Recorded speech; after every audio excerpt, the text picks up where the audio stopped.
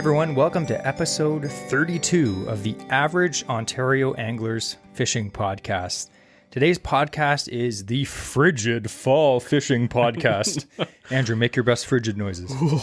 Exactly. My name is Jesse. I'm the host of this episode and the producer of this fishing show. We're assigning labels to ourselves now. I added producer. I'm also the face of our organization. Yeah. Joining me as always is the man with the mustache, the face of the organization, the weird face, Andrew. So if you're just joining us for the first time, welcome, of course. This is a safe place.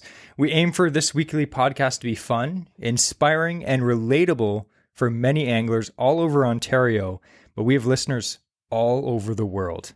Not a lot of them, but there are random followers from all over the world. So if you are one of those random people, thanks. If you're an avid angler or just getting started, this podcast is for you. So September is gone. It's gone. Dunzo. And, you know, it is a shame though, because September is probably my favorite month of the year for fishing. And I'll tell you why. You're not hot and sweaty. That's great. There's less bugs. It's not too cold yet. You know, you still have those days when you can just wear like, you know, a t-shirt even. You know, there's a lot of really good fishing opportunities in the fall, isn't there? I mean, like it's probably one of the best months in my opinion for muskie. Yes. Because like I like fishing shallow water muskie. So you got, you know, really good muskie fishing. You got the main push of salmon up in the harbors and the creeks. A lot of people, you know, take advantage of that. You know, even bass fishing. These fish are shallow and they're feeding up for the winter. I caught my best bass last year in the fall. Yeah, and it's great. September's great. But just like Betty White, affordable housing, and Ted Lasso, all good things must come to an end. Andrew has a crush on Betty White, so he's laughing a bit. I do. Man, Golden Girls. Yeah. Oh, her prime. Thank you for being a friend. Anyway, today we're talking about fall fishing. And in the next hour or so, we're going to specifically discuss 3 types of fish that are great to target in the fall. And the kicker is all of these 3 species of fish can be targeted from shore. Yep. No boat required. Boats are dumb. Just kidding. Boats are awesome. That's bluegill sunfish, snakehead, and of course the pacu, the ball nipper. Yeah, and that's why I'm the producer of this show, because we're not going to talk about those things.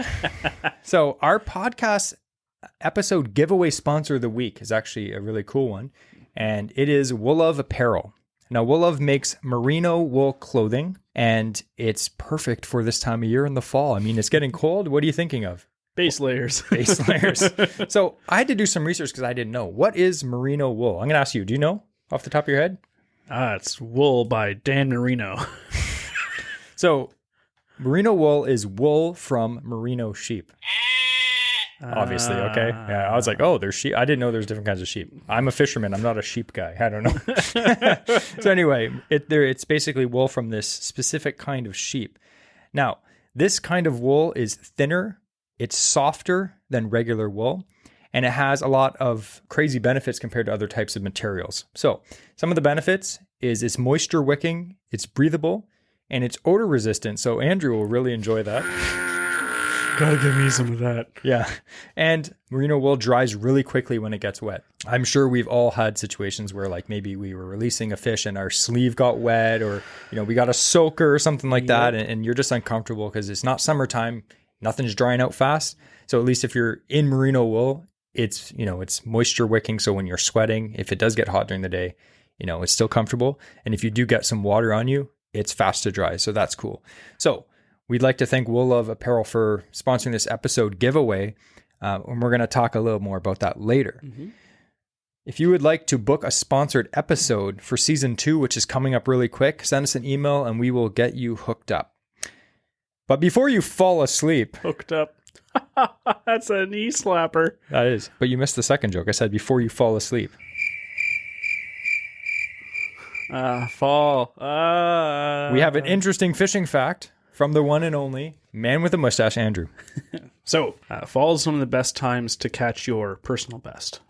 Because fish are feeding up. These big fish are more accessible in the fall because they start moving perhaps shallower than they were midsummer in that heat. Now, what is the first rule we always say? If you buy like a topwater, or if you're musky fishing, you always check your hooks or replace your hooks or update your hooks. Make sure they're sharp, because if you get a hit, you want to make sure that it connects. You want to have your best chance of landing that fish. So I was doing some research. There's 2 different ways that hooks get sharpened. Do you know the 2 different ways? Chemically? Yep. And I don't know. Just mechanically. Mechanically, okay. Yeah. So you're if you're thinking of, sharpening a knife on a grinder or on a whetstone, that's mechanically sharpening. Chemically sharpened, they use an acid and they'll dip the hook into it. And as they pull it out, the steel that's in the acid the longest gets eaten away more. So as they pull it out, essentially creates that point. That must be pretty precise acid. It's insane. From what I hear, acid is pretty crazy. So just ask the Beatles. Yeah. Ringo. I was going to say, good job, Ringo. If you don't know who Ringo is, you're too young. You're too young. I was thinking that I did some research on the pluses and the pros and cons of both. That's interesting because that's something I've never thought of. Yeah. Okay. I know I hadn't until recently. So, so Jesse just resharpened all of his musky hooks across the board. I did. It took me hours. Now we're going to find out if maybe you did something wrong. I totally did. So hooks from factory that were mechanically sharpened can be resharpened again and again. So you think of stuff like the old steel, like on old baits and stuff like that, you get these like steel hooks and they're literally just sharpened. You'll get some grooves and some scarring perhaps around the hook point because it's ground down to a point. But the metal itself, just like a knife edge, it's ground down. The metal is still pristine. So it's not affected in any way. A chemically sharpened hook, the acid will actually weaken the remaining metal to a small degree. So they actually say you can't effectively sharpen chemically sharpened hooks because the remaining hook point that's there has been weakened by the acid. So it won't actually hold an edge the same way as something that was just ground down because that's still pure steel. That makes sense because I've had a bunch of baits and they have like those wicked sharp, like thin wire bass hooks and you can't sharpen them. Yeah. I just replace them. Yeah. Yeah. That's interesting. So some of the differences between them. So we'll start off with chemically sharpened hooks. They're fantastic. They can oftentimes have a more finesse hook itself. So even let's say these treble hooks, I'm pretty sure are chemically sharpened on this one here. But I know pretty sure the Gamakatsu, like finesse ones, are chemically sharpened. Yeah. And what happens is they are insanely sharp, and they actually have like residual coating and stuff on the hook itself that helps it become less. It's harder for it to oxidize and rust. So they do have a special coating on them, generally speaking. You can have that with the ground ones as well, but generally the chemical ones, they get a bath afterwards.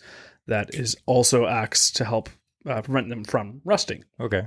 The chemically sharpened hooks generally have a sharper point because there's no imperfections with like a grinder or anything like that sharpening a hook. With a chemically sharpened hook, as it comes out of the acid, it's completely even on all sides. So you're getting it right down to like an exact point every single time. And that's the big benefit of them. Now they say it'll keep its point better than a mechanically sharpened hook. But once it loses its edge, you can't resharpen it. So you have to replace them. With a mechanically sharpened hook, so just like a regular steel hook that's been ground down, you can resharpen them and again. But they are more likely, because it goes such to a fine point on those, apparently they're more likely to fold over or lose that pointed edge. But you can just resharpen it. Yeah. So there's pros and cons to both.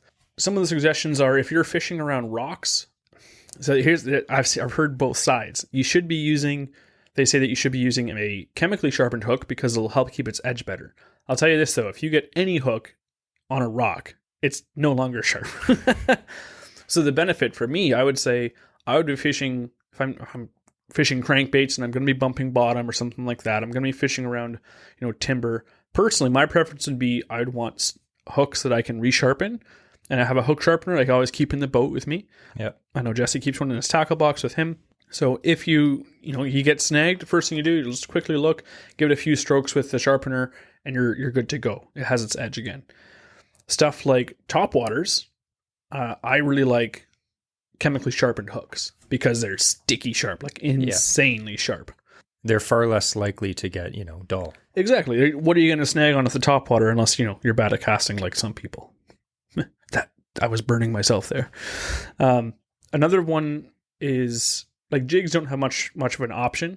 There are some different brands that do both, but again, generally if your jig gets dull, you just swap it out if it's chemically, or you can sharpen it. But jigs are generally cheap, unless you're getting like bass jigs and stuff like that. But again, take a look at what brands.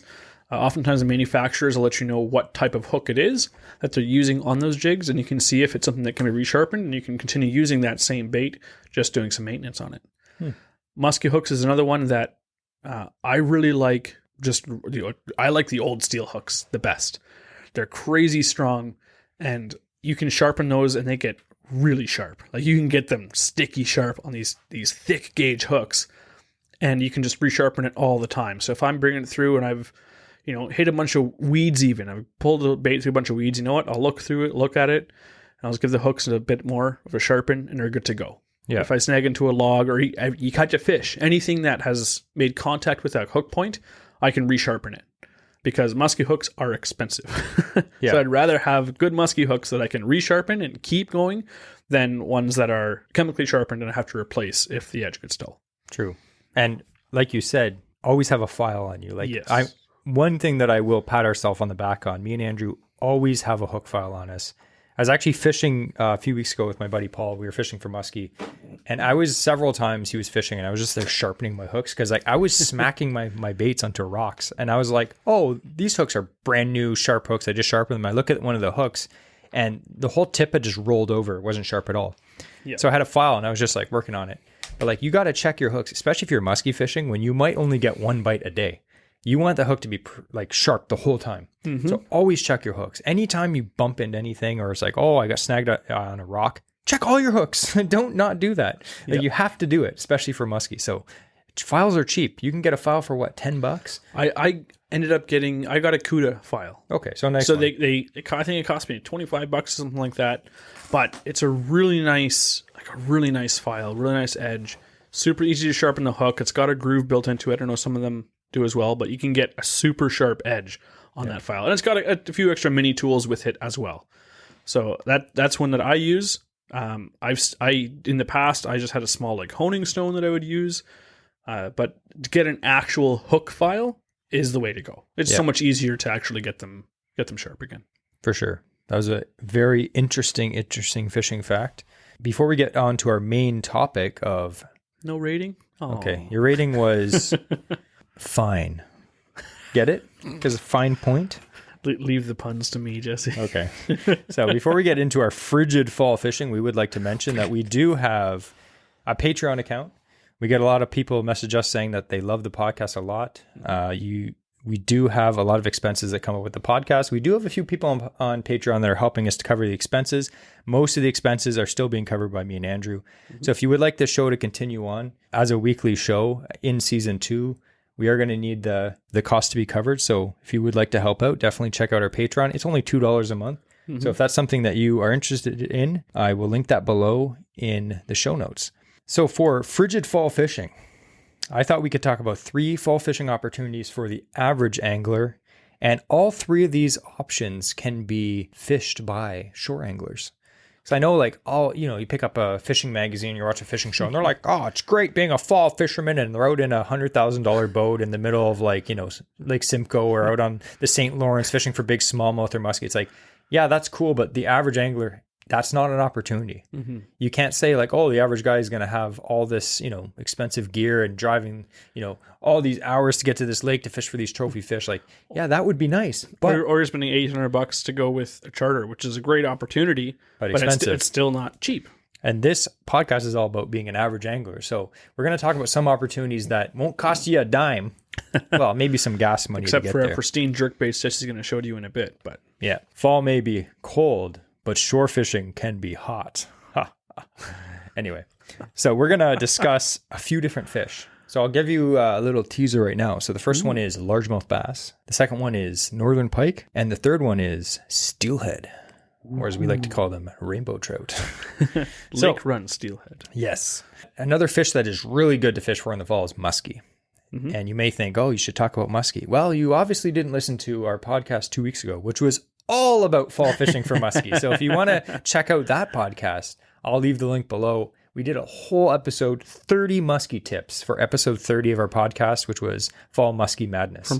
From some professional guys. It's not just our take on it too. Really good episode.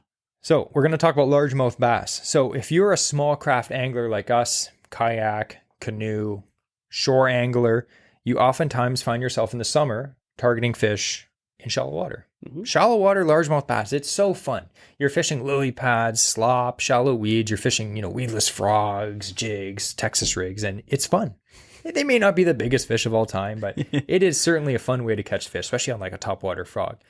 Now, what happens in the summertime? They're all shallow. But what happens usually, there's always that point if you fish bass a lot and you're fishing throughout the summer and then all of a sudden it starts getting colder. And then all of a sudden you get to that point where you're like, it's really slowing down.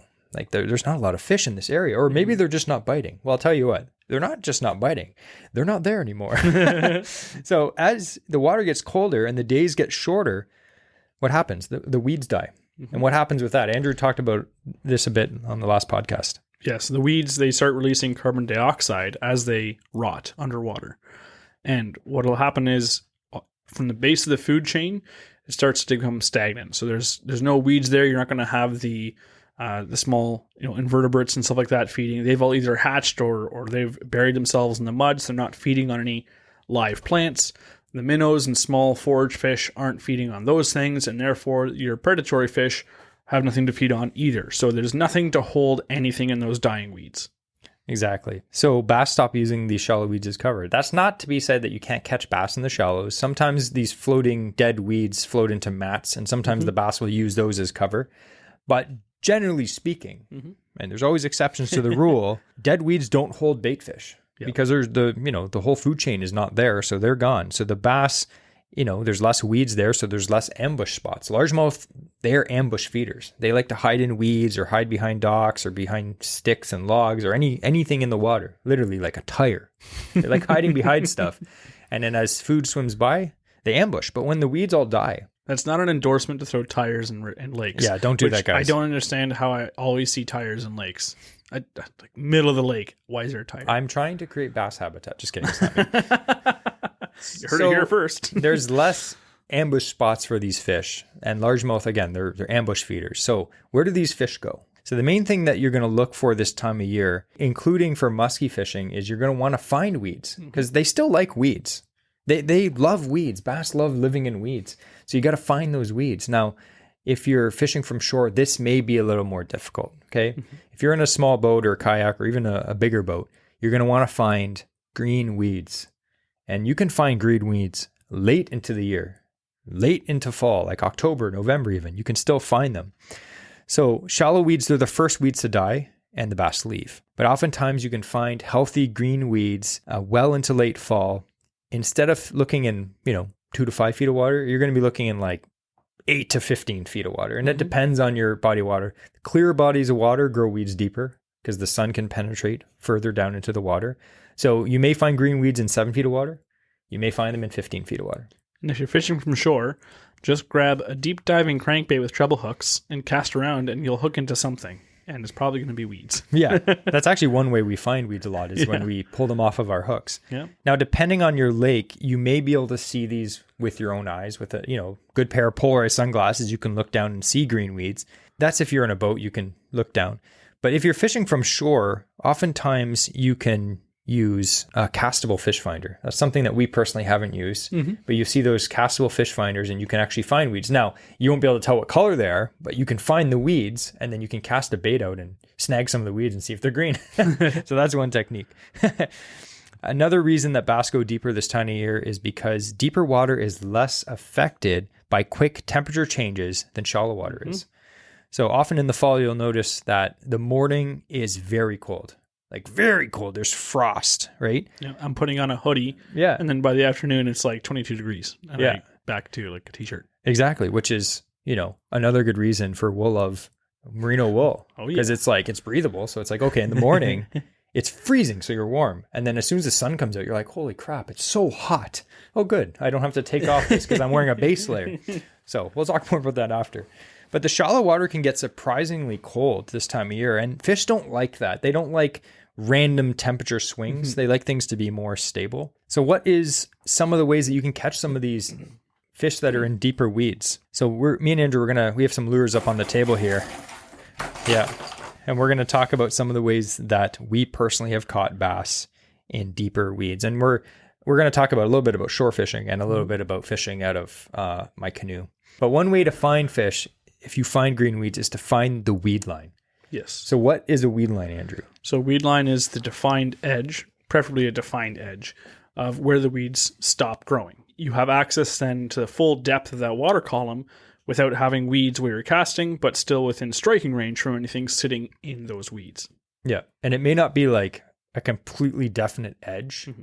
Like that sometimes sometimes you see to it, find that. But sometimes it'll just be thick weeds, and then all of a sudden it just starts to, thin out, and then it's just like sand bottom or mud bottom. Mm-hmm. So that edge that may be in deeper water this time of year, that is the ambush spot. Bass will hide in the weeds, or they'll cruise along this edge looking for bait fish that are, lost or in schools around these weeds. Or maybe the bait fish from the weeds, and they're coming in through. Exactly.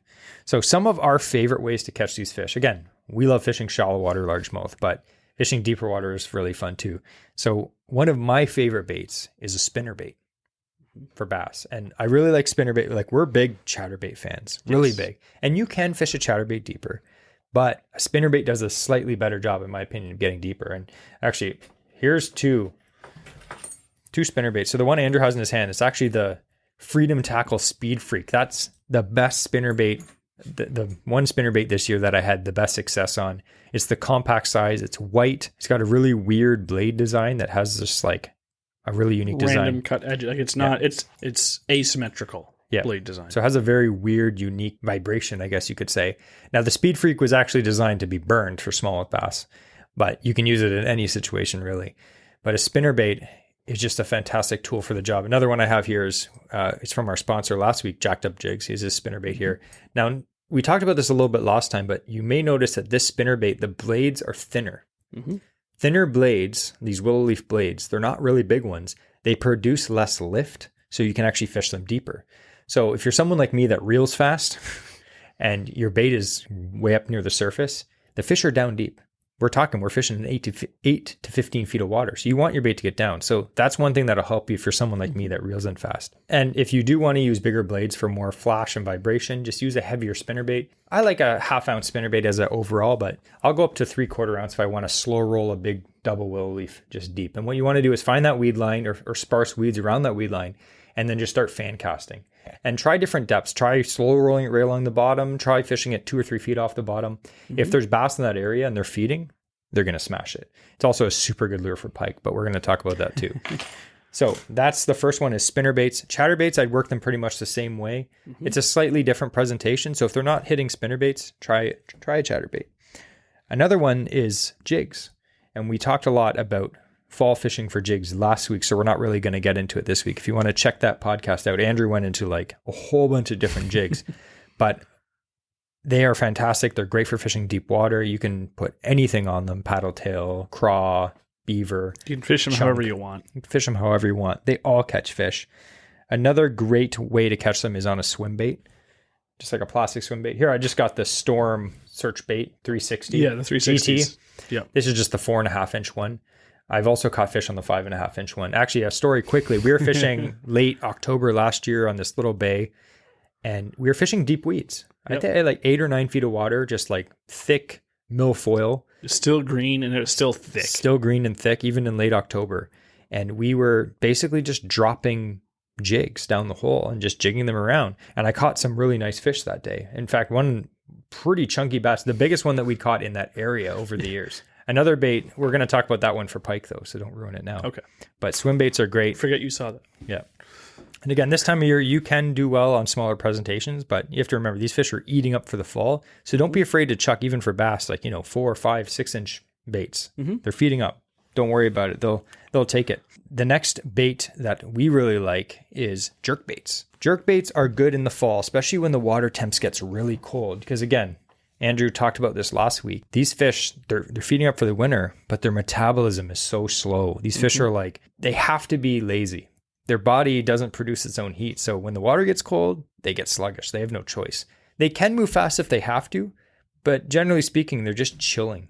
Mm-hmm. And like a jerkbait is one of the best cold water baits for any species because it attracts fish from a long distance away. A lot of them have rattles, mm-hmm.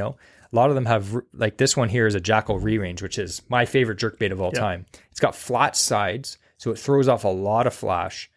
And then as you're jerking them through the water, just attracting the attention of any fish in the area, when you pause that bait and it just suspends there like a dead minnow, fish just slowly swims up. It's like, oh, it's not even moving. I'm just going to go up and eat that. And as you jerk it forward again, the fish just reacts and hits it. The reaction bite is huge in the fall because if these fish are really lackadaisical, you can actually just force them to bite. Just be like, oh, reaction bite. You're going to bite. I think the main thing in bass fishing and other fishing is when humans realize that you could just basically make a fish bite just by making it react, that was a game changer. Yes, it's cold. Their motor systems are slowing down. Again, it's not that they're incapable of it, but it just becomes, they prefer not to have to move as little as possible because it is more exerting to do those movements. Exactly. And another really good bait is crankbaits. And it's kind of the same thing as a spinner bait. You're just going to cast that around, rocks, weed edges, stuff like that, and just reel it in. And crankbaits a lot of the time are also a reaction bite too, because this it blisters by their head and they're like, they just grab it. And especially if you're fishing from shore, a square bill crankbait is some of the best things you can throw because again, with the fall, there's less weeds for those treble hooks to get caught on. If you're fishing, especially like around a weed edge where there's rock or even if there's timber, you can fish. It's amazing what a square bill crankbait will get through. It's probably the least snaggable. Another good one is a lipless crank. You'd be surprised at how much stuff you can knock those off of without them getting snagged. Yeah. So it's a really good option for shore casting to kind of stick to, in my preference, to stick to those two because in the fall, your option of going and swimming after it isn't there, and it can be tough to retrieve a bait. So take ones that have the least chance of getting snagged for you. Yeah, because we've all been there fishing from shore and you snag your bait and you can't get it out. It'll still happen. It happens, but you want to use lures that aren't prone to snagging. Yes. So from a boat, again, you do have advantage fishing from a boat or a kayak because then you can actually drift over these weeds and drop your bait down into holes. So very quickly, if you're fishing from shore, areas that I would target, a lot of lakes have like piers or jetties that go out into the lake. A lot of times they're near marinas and stuff like that.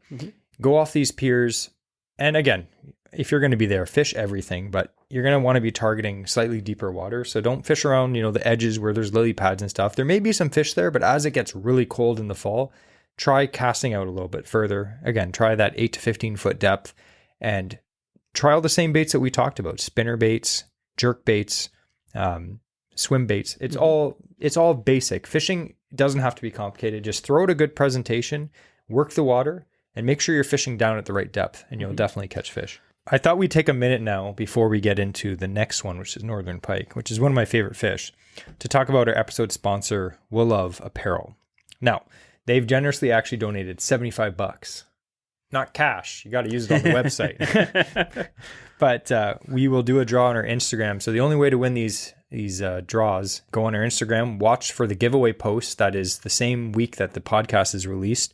And make sure you turn on your post notifications so you can be one of the first ones to enter because the giveaways generally are only 1 or 2 days and then they're gone. I get a lot of people messaging me like, how do I enter the giveaway? I'm like, it's done. Yeah, that was last week. So make sure you follow us on Instagram to do that. So we're pretty picky with who we partner up for our podcast episode sponsors. But I thought because we're doing a frigid fall fishing episode, which requires, warm clothing. We learned a long time ago, me and Andrew, that comfort is essential for cold weather. Yeah. He knows. And it's essential for cold water fishing, but also just any outdoor activities in general. I just thought we could talk about some of the products that Will Love Apparel has that would be great for anyone, but we're generally going to talk about the average angler in the fall. Wouldn't you agree that one of the worst things ever is when your feet get cold? Yeah, absolutely. It's one of the worst things ever. Had to send me home from ice fishing way more times than I'd like to admit. Yeah. So I was saying the same thing. Like we went through a phase where like we didn't have a lot of money growing up. So like when we went ice fishing, we just had cheap boots and like, we'd wear like 3 or 4 pairs of socks and like we'd get out there and be like, this isn't bad. And then 3 hours later, we're like, I can't feel my toes. Yeah. And we'd go home and just be like, I think my toes have to be chopped off. But I still have all mine. I have most of mine. Oh, that's okay. So eventually we ended up buying some really nice boots and some nice socks and stuff. And now it's such a game changer. You're fishing out there all day long and you don't even think about your toes. Like they're warm. I got boots that are like good to minus 80 or something. I have some decent boots, but I need better ones still. Yeah. And you always need quadruple the rating what you think you do. Yeah, for sure. So that's definitely one of the worst things ever, is just being uncomfortable and cold when you're out fishing or in the outdoors. So Wool Love has the perfect solution, which we already talked about, merino wool. And they have merino wool socks, which is, again, there's many benefits. We're going to talk about them in a sec. So merino, one of the main things that is good about it is it's moisture wicking. Now, I have a lot of like outdoor clothes too. And like whenever you get something that's moisture wicking, it makes you feel so cool instead of not cool, like I'm a cool guy, but like you put it on in the summer and you're like, oh, why is this shirt chilly? Like, yeah, because it pulls the sweat away from your body, which is exactly what you want. You don't just want your shirt to soak up the sweat and then just like hold it on your body, because then it feels uncomfortable. So merino wool, that turns into a wetsuit, and wetsuits are designed to hold heat to you. Yeah. So merino wool, it's moisture wicking, it's breathable, because you also want things to be breathable. Yes. If something's not breathable, like I had this old raincoat, and you put that thing on and you're sweating under that thing. It's like, oh my goodness, I'm dying, because it wasn't a breathable one.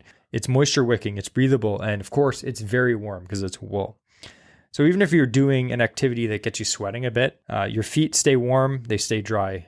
Think of ice fishing. You're going out there and you're like, it's going to be freezing cold, but you got to pull the hut all the way out. You're going to pull your sled and you're going to be sweating. And once you get there, you're all sweaty, and then the cold kicks in and makes you even colder. You don't want that. You want some Wool Love merino wool that is moisture wicking, pulls the sweat away from you, fast drying, dries quick, but yet it still keeps you warm. Yes. When people get, I forgot what it's called.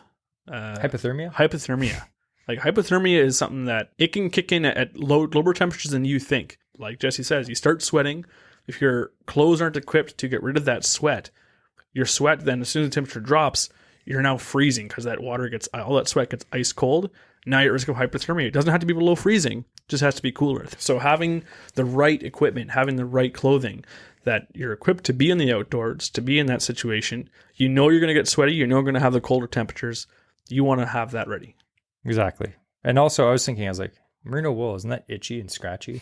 It's not. No. Merino wool is silky smooth. Yeah. Silky smooth. So you don't have to worry about, I'm dry and warm, but I'm itching like I have fleas. It's not that like salmon pink like wool blanket that has from your grandpa's cottage. Yeah, that has like that shiny trim edge. You all know the one I'm talking about. So Wool Love also makes leggings, base layers, long sleeve shirts, boxer briefs. And there's one thing that caught my eye. I was showing Andrew earlier. They have a quarter zip base layer and hoodies, which for me, I'm always wearing a hoodie when I'm fishing. It's one of my layers for sure. So especially the hoodie, because I love hoodies. I'm sure most of us have tons of them, right? So when you fish in the fall, sometimes, like we said, the sun comes out and, you're cold in the morning, and all of a sudden the sun comes out and it's like 25 degrees and you're like, oh, and you just start sweating. So the fact that you can have a quarter zip it down, let some air breathe, let some air flow into your, chesticle area. It's amazing. So you don't overheat. They sell men's and women's clothing of all types. And if you want to check it out, their website, definitely we'll leave the link below in our show notes. And one thing I would like to mention too is they actually gave us promo code for this podcast, but I'll link that down below, and you can get 15% off your order if you don't win the giveaway. If you win the giveaway, you'll get $75. But if you don't, you still want to order some of the stuff because it's good stuff. Yeah. We know tons of people that use it. AOA 15% off. And if you do buy something, make sure you mention that we sent you, because that helps us get sponsorships in the future as well. So we're going to talk about pike now. Pike is one of my favorite fish. I know it's one of Andrew's favorite fish. I know a lot of people are like hating on pike, but pike are fun. I actually like catching pike. And a big pike. People hate pike because they're like, oh, I want to go for walleye and pike are there and they bite me off. Or I want to go for bass and the pike and they bite me off. Or I want to catch muskie, but I'm catching stupid pike. Like, yeah. But they're always there when you don't want them. It's pretty rare to find a guy who's like, I'm a pike fisherman. Like, they're around, but it's pretty rare to find a guy who's in Europe all about pike. Yeah. So you have to think pike, big pike, the small pike, they can, they're all over the shallows in the summer, but big pike like colder water. Yes, they are a cold water fish. Exactly. They're more like lake trout than bass. Yeah. So during the summer, oftentimes you'll only catch small pike in the shallows because all those big fat girls, they slip back down into the deep water, and they can be caught in pretty deep water. They're down in deep main lake structure, deep weed edges. You won't even find them in the shallows. Maybe rarely. The only way you will generally is if there's a spring-fed creek or an underwater spring with like super cold water. They'll hold around there, but it's because they want that colder temperature. And generally in any lake, the shallows, they warm up way too much for a big pike. And the reason why the small ones are there is because, yes, they're small pike. They're there for the foragers. There's food there, but they also don't want to get eaten still. Yeah. So they're pike are there for cannibals. protection as well. So as we discussed with bass, when the weeds start to decay in the shallows, obviously the bait fish and the bass even, which, pike eat bass as well. They eat walleye, they eat bass. They eat anything that fits in their mouth. All that stuff is gone from the shallows. Up to a third of their length they can eat. That's crazy, right? So you have to think, as soon as all these things leave the shallows, they're like, I'm out of here. There's nothing, nothing's going on. They go slightly deeper, like we said, 8 to 15 feet, depending on your lake. It could be different. Those pike are there waiting. They know. When it starts getting cold in the morning, like we talked about in the Muskie podcast, when it starts getting cold in the morning and you start after wearing a hoodie in the morning, those fish are already putting on a feed bag. They know winter's coming. Yep. It's like every time they blink their eyes, if they can blink, they're just like, they see like the snow and the ice. They're like, dear Lord, I need to start eating food, right? And these big pike, like we said, in the summer, they've been in the deeper water. So right now in the fall, they're feeding on all these other, fish that are moving into the deep. They have the pike are already their residents and they're just now having this boon of food come right to them. Yeah. So it's a great place to catch anything. Yeah. Like these areas that we're talking about, you can catch, one cast of pike, one cast of bass. Like it could be anything because all these fish are all fish that are predators follow the bait. Yes. So wherever the bait is, that's where the other fish are going to be. And again, you're not fishing a lake that has only one species in it. Like some lakes, there's a few lakes we fish that don't have pike. They literally just have bass and literally that's it. Yeah. And there's some lakes we fish that are just walleye and just bass. There's nothing else. But some lakes have everything in them. So you follow the bait. And as we talked about you're fishing, weed edges are always a hot spot. But other places, say you're fishing a lake and you're like, we don't have a lot of weeds. Because like we fish down by Lake Ontario, a lot of the Kawartha lakes are just choked with weeds. But if you drive up north, that's not the case. So you may think, these guys are insane. I can't find weed edges. There's no weeds here. So these are some other places that can be good. Rocky points, like steep points, steep edges, ledges, and main lake humps. So the reasons for that is that's where bait fish are going to congregate. Bait fish are going to congregate on these steep points, these humps. Think of like in a big basin, if there's big schools of bait fish, and then there's all of a sudden, they say 20, 30 feet, and all of a sudden there's like a hump that comes up 10 feet. Those fish are going to congregate on that because it's different. Yes. Fish are not intelligent. They like to hang out on different things. You've all seen that illustration of like they put a bunch of bass in a swimming pool and they're all just swimming around, and then they put one rock on the side and then all the bass go to that side. Yep. And then they have a shadow on. They have a shadow on one side. All the bass go there. Shadow. They did one where they literally painted a black line, and all the bass went. They just like to relate to things that are different. So find something that's different. So if your lake is round and there's one part that just juts out, just like a big point, fish are gonna gravitate to that point. So definitely check those areas out. So if you're fishing these slightly deeper pike, there's a lot of really cool lures that you can use. But again, you don't have to get crazy. Just basic lures. And we're going to start off with literally the same one as bass. Spinner baits are one of my favorite pike lures all year. Love them. And like I mentioned last year, this jacked up jig spinner bait, this one here, it's black and orange. It's got some nice brass blades on it. But what I'm going to do on that is I'm going to put, no joke, just a big black Mr. Twister. 4 or 5 inch just on the back, have a big twister. I find for pike, the trailer doesn't really matter. So I just put a big twister tail on that, no problem. And a spinner bait, I'm just going to work that at a moderate retrieve just along the weeds or just along any point like that. And spinner baits catch anything. Bass, pike, muskie, walleye. I've caught walleye on them. I find that spinner baits outproduce chatterbaits in the fall. Swim jigs is another one too. Like generally has a weed guard. You can retrieve it through those weeds easy. And again, like I know last year or a couple of years ago, Jesse, I was using chatterbaits, and generally I kill pike on chatterbaits. Yeah. But Jesse was outperforming me left and right by casting out swim jigs. So even just swim jigs, spinner baits, something with perhaps a little bit less like of an aggressive vibration might be really good to use in the fall as well. But again, judge it by the day. Sometimes they'll still be super active and super aggressive, but don't be afraid to start changing, from those, yes, pike are cold water. That is their prime habitat that they're feeding in right now. But don't be afraid to be a little slower, because if you're trying to mimic what they're feeding on, you think of the rest of the fish, that's not their prime water. They are slower now. All the game fish, the bait fish, are slower because, again, like we talked about, colder water temperatures are cold-blooded. They're not moving as quick as normal. So your presentations can become a bit more, not downsized, but just more finesse in their approach. Another really good pike lure that is good all year round is just a spoon. Spinners and spoons. I'm more of a spoon guy than a spinner guy myself.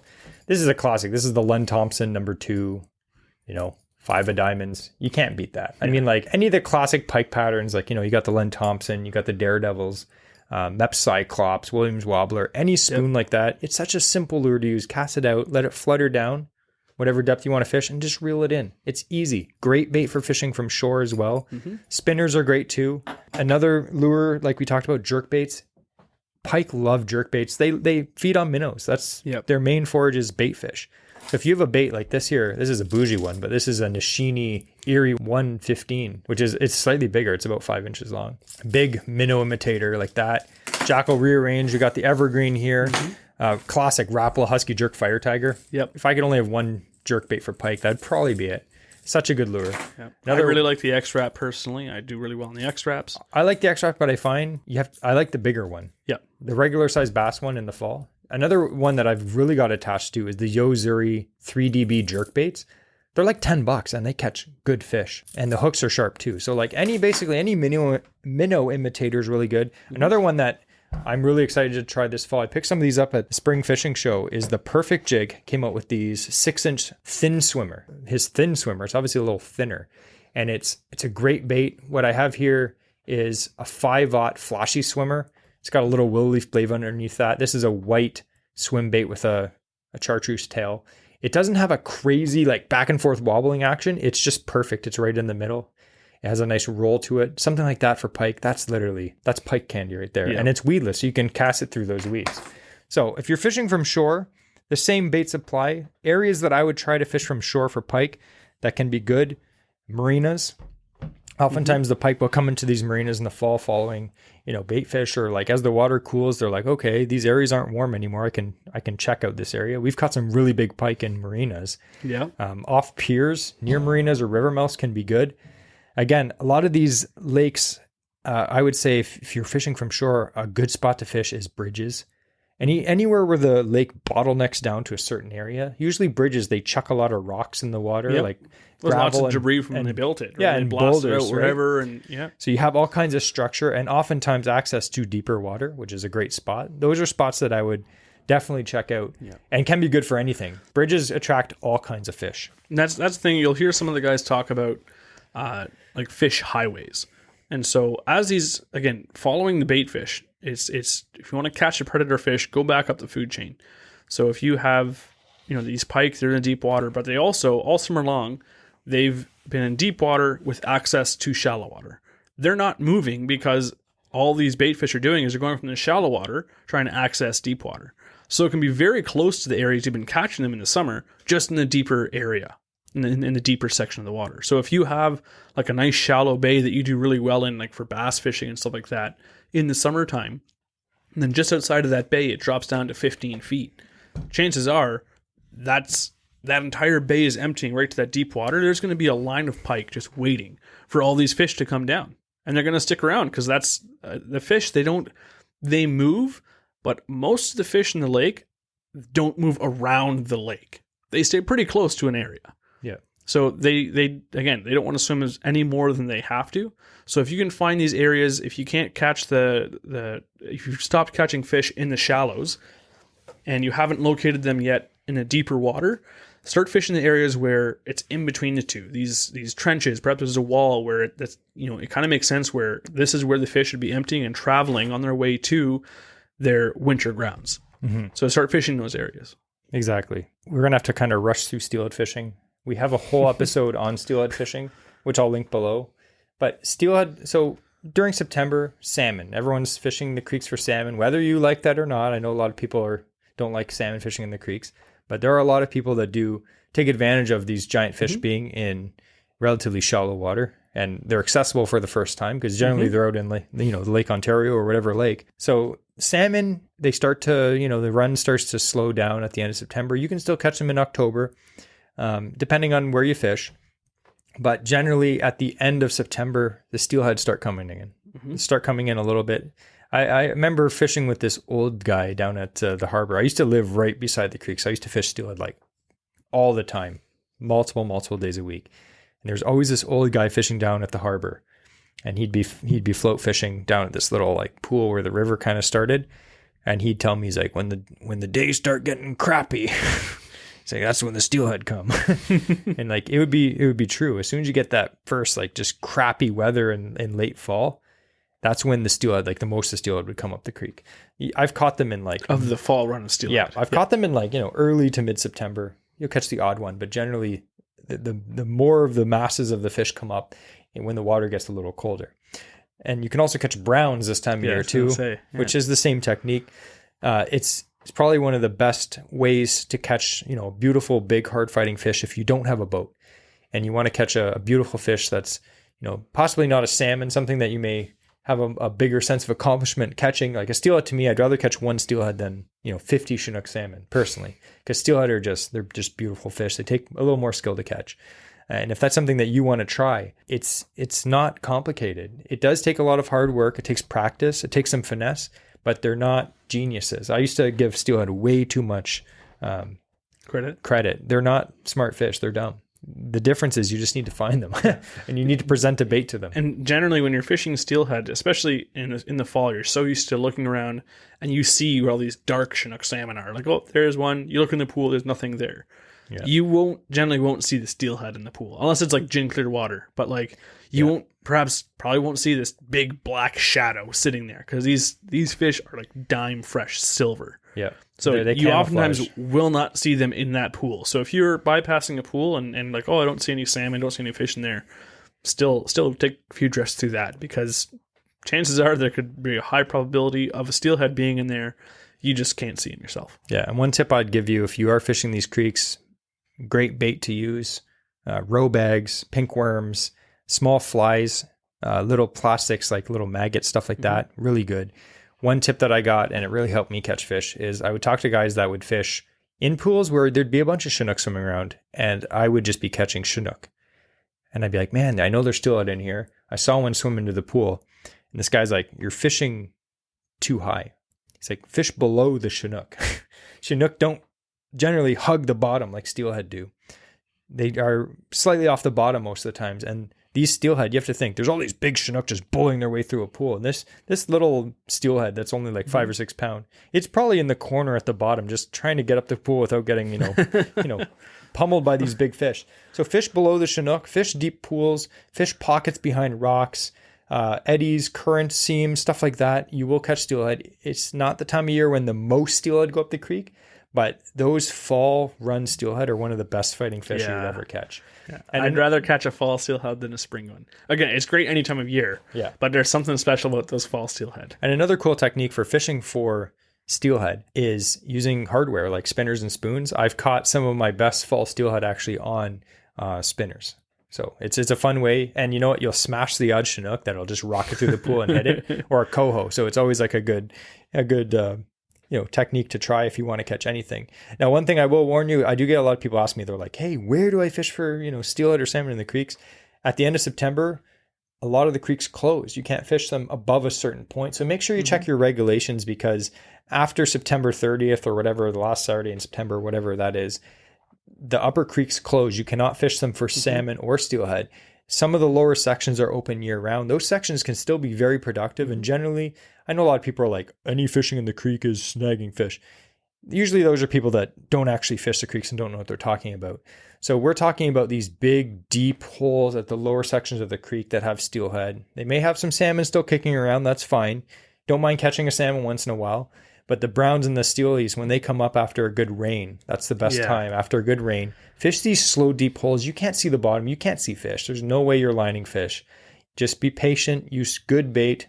Present it properly, and you'll eventually catch fish. There are easier things to target than steelhead in the creeks, especially if you're starting out. But the satisfaction, the personal satisfaction you get from catching a dime silver steelhead in the fall, it's such a good feeling. You may fish days before you catch one, but when you do finally catch one, it's like catching a muskie. It's like, that was worth it, all that hard work. And it's the most showboating fish in one of the most confined areas, and it's a fight of your life. It's insane. I thought we could go over a few AOA Q&As. Yes. I know we're going a little over time. I'm sure you guys won't mind if we spend maybe 5 minutes doing some Q&As we had you guys send in a few weeks ago. So here is one question that we will give to Andrew, and you have to answer in 20 seconds or less. Okay, so talk really fast. Ryan Smitty94 says, what is your go-to move when things get tough? Downsize, lucky lure, stick to one? I would say I like to downsize just because if my good lure that I really like isn't working, or if other things aren't working, I have confidence in something else, but maybe there's another reason why they're not biting. So I like to downsize. I'll try and use more of a finesse approach. Yeah. So my answer to that question is, speaking of steelhead, when things get tough, I'm a big mover. I like moving and trying pools, but if I can find a pool that I know there's fish in and it's deep, I'm going to finesse the heck out of it. I'm going to downsize. I might drop from an 8 millimeter bead down to a 6 millimeter bead and 4 pound line instead of 6. I'm going to try to finesse the heck out of it to try to catch those fish that are there, because there's not a lot of spots that hold fish. So when I find a good one, I'm going to stick there, stay there, and I'm just going to try different things. Mm-hmm. This is actually a really good question from the Morning Voice. He says, what is the best smelling lure or bait out there? Actually, I'll tell you right now. It's the stuff that Jesse gave me a little while ago, and it's the Cyberflex. There it is. The salt-impregnated Strike King 3X soft baits with Cyberflex. It's garlic. Z-Man, and it smells like garlic. Hey, let me smell that's the best smelling bait ever. It actually smells like garlic bread. Yeah. It's good. Yeah. You smell it, makes you hungry. Okay, another really good one is the Strike King coffee. Ooh, the coffee scent. tubes? Yes. Different plastics that have coffee scent on them. It smells literally like you're sniffing a Tim Hortons coffee. So pretty much horrendous. And my favorite, though, overall, I'd have to say Berkeley Power Bait. Yeah. It's so nostalgic for me. When I open that up, I always give it a good sniff, and it just brings back all these like memories from when I was a kid fishing. And it smells rancid and disgusting, but to me, it's amazing. It smells like fishing. Yeah, it smells like fishing. This is another good question, also from the Morning Voice. I had to read this one too because it's such a good question. He says, what's your least favorite fish to catch? That's a good question. Least favorite? That's a good one. Do you have one? You say it while I think. This isn't my least favorite, but I'd say the fish that I catch that I get the most annoyed is, again, we're going to go back to fishing the creeks. When I'm fishing for steelhead and I hook a Chinook, that is my least favorite fish to catch at that time. Like when you hook a fish, you're like, oh, it's a steelhead, and it comes up and it's some big, dirty, old, half-rotten boot. I'm like, oh. And you're just like, come on. You're just trying to pop the hook out of it. I would say for me, it's... I like catching all fish, though. Yeah, like... You know? It's not like I like catching sunfish. I'm not going to say sunfish. I love catching sunfish. I'd probably have to say it's chub. Because when I'm going for like stream trout, and then all I'm catching is like creek chub, it's like, okay, I'm here for a prettier looking fish. Yeah, true. Here's a good question from Blue Minnow Adventures. He says, what are your thoughts with... live scope or active target? I was just talking to him online, actually. Yeah. Yes, he did his own boat build. So if you can afford it, get it. Like I have no thoughts. If you're asking in tournaments or whatever on that side of it, I don't view it as cheating because everyone has technology. We use technology, and just because it's the newest stuff and someone else can't afford it doesn't mean that person who can is cheating. They're using the best gear they can get. Yeah. So, I used to be really against it, but after fishing in a boat with someone, I fished with my buddy Paul the other day, and he has live scope. Again, I grew up really poor. We don't have big boats. Yeah. So when I see some technology that costs like $5,000, I'm like, you kind of get your back up a little bit. Like, oh, you don't need that expensive stuff. It is super cool. Yeah. I'm not going to lie. It's super cool. And it can be very useful. Yeah. If you're fishing and you have some technology that will help you catch more fish, then that's amazing. Yeah. Now, will it impact the fishery in a bad way? I don't know. Maybe it will. I don't know. I'm not like a biologist or someone with all those stats. That's the thing. You can take anything and misuse it, right? Yeah. So like for me, it is my plan to eventually have forward-facing sonar of some sort on my boat, which I have a tinner. It's cheap, but I'm saving up. I'm putting my money into the electronics because I can take those onto any other boat that I want to get in the future. That's where I want to put my money, because that's, once I'm now on the water, the stuff is going to help me catch more fish, like you said, is going to be those electronics. It's having that foot-controlled trolling motor. It's having, maybe a shallow water anchor to stay in that spot. It's having a good electronics to locate fish, to locate the structure, to find those things that are going to help me catch more fish. And I don't fish competitively. I've never done it, but just be able to go out and it'll help you have a good day if the fishing's tougher, I'm going to enjoy my day more if I have that. Yeah. And I think the main thing that people get mad about is they're like, it's cheating, it's taking the fun out of fishing. That's fine, then don't get it. No one's forcing you to get forward-facing sonar. I think the main thing is it's so expensive. And I know people are like, it's not expensive. It's only $4,000 or $5,000. It's like, yeah, well, most of us can't afford that. Yeah. Does it give you an advantage? Yep. It can 100% give you an advantage. The people that are mad are the people that don't have it, that don't have that advantage. In a tournament, like Andrew said, everyone has it anyway. Yeah. So no one's at an advantage. In a professional level tournament, everyone has it. Yeah. But say like we were fishing a deep water lake with rocks and the fish were spread out and Andrew had forward-facing sonar and I couldn't afford it, then totally he would be in an advantage. So you can see why I would be mad at that because it's something that I can't afford. You may be able to find fish better, but you still have to catch the fish. So it can give you an advantage, but it's not cheating. Yeah. It doesn't make fish jump in your boat. That's a big rant. Realistically, if you can afford it, get it. If not, like I don't have any ill thought of it. I used to be totally against it, but like, who cares? If you own, premium fishing equipment, then you're cheating because you should be fishing Zebco and ugly sticks. Like, no, we have technology now. Yeah. Here's a good question from Paddleheads. Adam or Ben said, if you could change anything about the fishing industry or how anglers interact with it, what would it be? One thing that always annoys me, and I know we all get sucked in, like I'm a collector, I like buying lures, but I'm not stupid enough to think that you actually need all this crap to catch fish. We catch fish on like the most basic lures. On the same 5 lures. Exactly. One thing that I hate is, on Instagram and YouTube, you'll see a lot like pro staff and like a new bait will come out. This company comes out with this line of soft plastics and this company comes out with that line of soft plastics, and people fall for like just the stupidity of like these pro staffers telling people like, this is the bait you need to catch. You won't catch fish if you don't get this. And all these rookie anglers come in and be like, I need this bait. And it's all marketing. These fish are not intelligent. They're not going to be able to tell the difference between this and that. Some new lures that come out are innovative and they're great. But generally speaking, fishing lures haven't really changed that much, and you don't really need anything fancy. Like you can literally go with 5 or 10 lures and catch fish. You don't need like all these colors, and you don't need all this and all that and all these new baits and stuff. And it's literally all marketing. I feel like the fishing industry, like every industry in the world, it's about making money. It's not about helping people catch fish. That's why we do this podcast, because we like to talk about our experiences. Like we'll tell you like, oh, we bought this lure and it sucked and I wouldn't buy it again.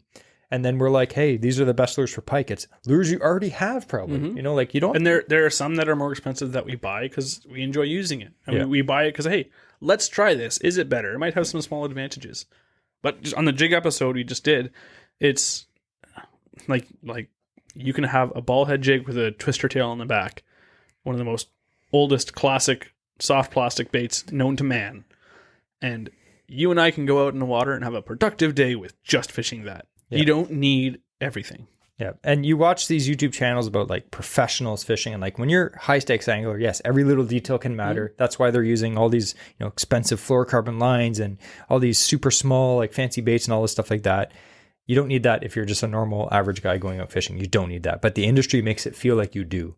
And we all fall for it to a certain extent, but some people just overboard fall for it. Like some people are like, oh, you need this $35 jerkbait. You won't catch fish on anything else. But yet we'll go out and catch fish on Rapalas that cost $9.99. Yeah.